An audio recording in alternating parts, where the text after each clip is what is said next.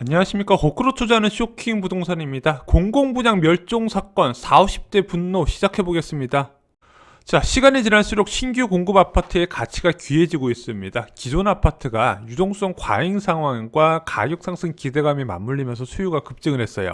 최근에 전세 가격까지 불안해지니까 대기 수요자들이 대거 이제 실수요로 전환이 되면서 가격이 거의 폭증 상황이 이어지고 있거든요. 이게 수도권뿐만 아니라 전국적으로 이어지고 있습니다. 자, 그러면 사람들의 관심이 당연히 이 기존 아파트보다 가격이 저렴한 분양 아파트에 쏠릴 수밖에 없는 거예요. 왜냐면은 이 분양주택은 과거의 분양가 기준 2019년과 2020년에 다시 저금리 기조로 전환되면서 가격이 많이 올랐거든요. 근데 그 전에 책정했던 분양가 기준으로 공급을 하다 보니까 주변 기존 아파트 대비 한 30-40% 저렴해요. 자, 그러다 보니까 수요가 급증할 수밖에 없거든요. 그럼 이 귀한 분양 아파트를 누구한테 먼저 공급하냐가 문제가 되는 거예요. 자, 그런데 이번 정부의 기준은 뚜렷합니다. 그동안 집 없이 살았던 사람들한테 우선 공급한다고 해요. 그래서 신혼부부 특별공급 비중을 2배로 확대를 했고요. 생애 최초 특별공급도 이번에 크게 늘려왔고 청약 소득 기준도 완화를 했습니다. 자, 그래서 이런 식으로 집 없던 살았던 사람한테 우선 공급한다는 거 당연히 취지 자체는 공감이 돼요. 자, 그렇게 공공분양 특별공급 비중이 압도적으로 늘어나면서 공공분양의 일반 분양 비율이 15% 수준으로 크게 줄어들게 됩니다. 자, 신혼부부 특별공급 30% 가점 순으로 선발하잖아요. 혼인 7년 이내만 자격이 되고 소득 요건까지 있어요. 자, 솔직히 혼인 7년 이내도 너무 짧을 뿐더러 소득 요건까지 있다 보니까 더욱더 바늘구멍이 됐거든요. 자, 그럼 여기 7년이 지나서 못 넣는다. 그럼 생애 최초 특별공급으로 들어가는데 여기도 소득 요건이 있고 추첨제고 주택 소유 사실이 한 번도 없어야 돼요. 그럼 이거 두 개에 해당이 안 되면 노부모 특별부양이나 기관 추천으로 들어가야 되는데 거기도 포함이 안 된다면 결국엔 일반 공급으로 들어갈 수밖에 없다. 자, 그런데 이 일반 공급은 청약 통장 금액으로 선발을 하네. 당연히 가점 커트라인의 치솟을 수밖에 없는 부분인 거죠. 자, 여기까지는 그렇게 반발이 크진 않았습니다. 원래 국민주택, 공공분양 자체가 공인 목적의 분양주택이니까 주택을 처분하고 청약으로 갈아타는 사람보다는 처음 주택을 말하는 사람한테 기회를 주자, 이 부분은 공감이 되는 부분이에요. 그럼에도 불구하고 개인적인 생각으로는 최소 일반 공급 비율은 30%는 냅두고 나머지 70%에서 특별 공급으로 나누는 것이 낫지 않냐, 이런 생각이 좀 드는 부분이 있어요. 문제는 공공분양 자체를 하지 않으면서 문제가 됐던 거예요. 그동안에 계속 열받았던 사람들이 이제 이참에 펑 터져버린 거죠. 지난번에 소개해드렸죠. 복정 1지구하고 구리 갈매 역세권 지구 두 개 택지 합쳐서 1만 548호의 아파트 공급 계획 중에서 공공분양 아파트가 제로였다는 거예요. 왜 그럴까? 공공분양 용지를 신혼희망타운으로 모두를 대체해버렸다는 거고요. 또한 이것도 답답한 게 분양 용지에 임대 아파트를 추가해서 안 그래도 적은 공공분양의 임대 비율이 더 올라갔어요. 자, 근데 앞으로 올해하고 내년 중으로 공급되는 물량 중 상당수가 문재인 대통령 정부 출범 초기에 지정했던 주거복지 로드맵 신규 택지 6만 호에서 공급되는 부분이 대부분인데, 자, 이 신규 택지에서 공공분양이 거의 전멸하다 싶으면서 사람들이 깜짝 놀란 거죠.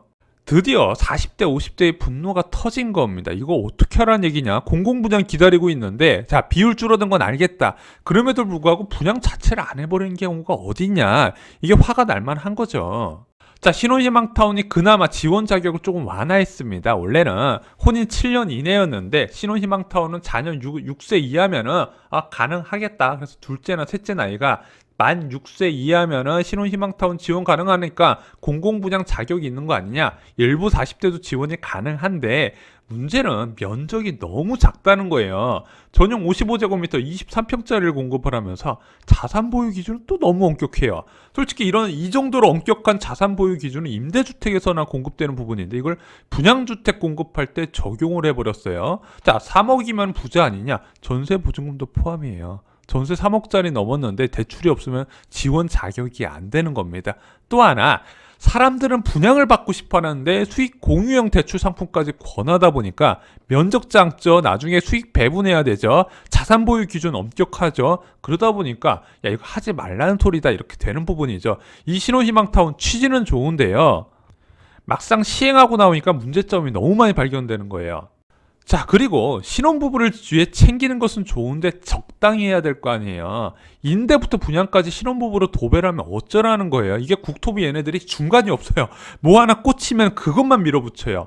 야, 공공분양 용지가 만약에 3개, 4개 있으면 그 중에서 하나 정도는 신혼희망타운으로 빼고 나머지는 일반 공급을 해야 될 거 아니야. 그 나머지 2개도 대부분 신혼부부 특별공급으로 30%는 빼주는데 이런 거 고려 없이 그냥 다 신혼부부로 떡칠을 해버리면 어쩌자는 얘기냐 이거죠. 자, 공공분양 청약자들이 다양한 사람들이 있어요. 신혼 때 못 모르고 빌려 샀다가 처분하고 아파트 청약 기다리는 사람도 있고, 공공분양만 지원 가능한 청약저축 가입자도 있습니다. 이 사람 민영에 넣지도 못해요. 은퇴주택을 마련하려는 무주택자도 있다는 부분이고요. 소득이 초과해서 특별공급에 넣지 못하는 무주택자가 있는데, 그렇다고 이 사람이 부자다? 아니에요. 왜 버리면은 지금 대한민국에 워낙 사교육 시장이 크기 때문에 실질적으로 많은 금액을 모아서 민간 주택에 넣기 어려운 사람들이 분명히 있다는 부분이죠. 자, 이 많은 공공분양 일반 청약 대기자들이 내 집이 필요 없다는 건 절대 아니라는 거예요. 자, 그래서 우리는 신혼부부만 챙길 테니까 너는 니들이 알아서 집 구하세요. 이렇게 나설 부분은 절대 아니라는 부분이죠. 왜냐?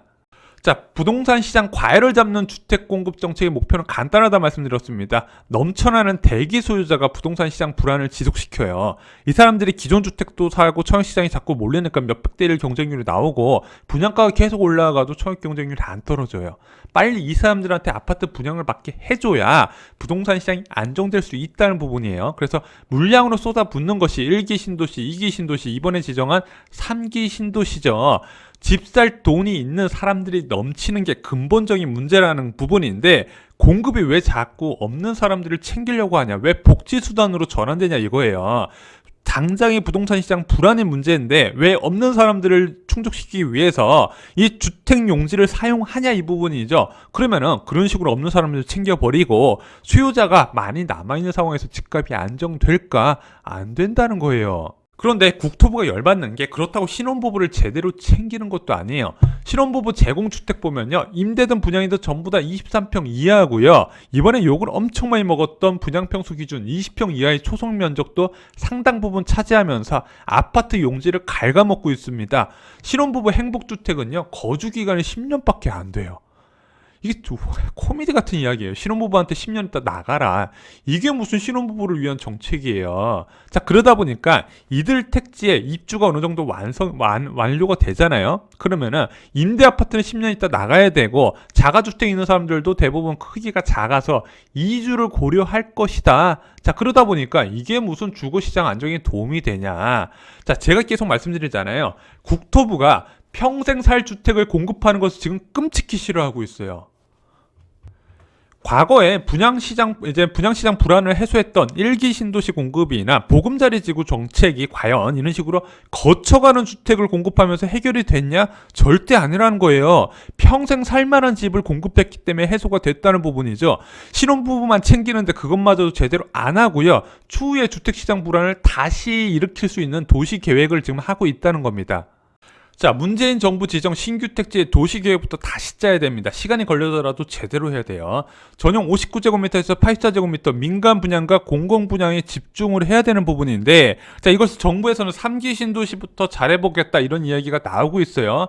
문제는 지금 3기 신도시뿐만 아니라 그 전에 지정했던 주거복지 로드맵의 6만호의 금싸라기 토지들도요, 이 부분이 적용이 돼야 돼요.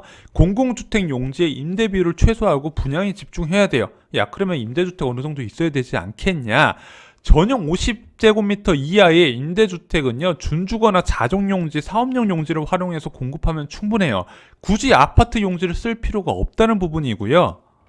자, 신혼부부한테 10년 있다 나가라고 하는 이 말도 안 되는 탁상행정의 행복주택부터 폐지를 해야 됩니다. 두 번째, 민간임대 당연히 폐지돼야 되는 부분이죠. 지금 공공성이 강화되면서 기업들도 별로 안 좋아하고요.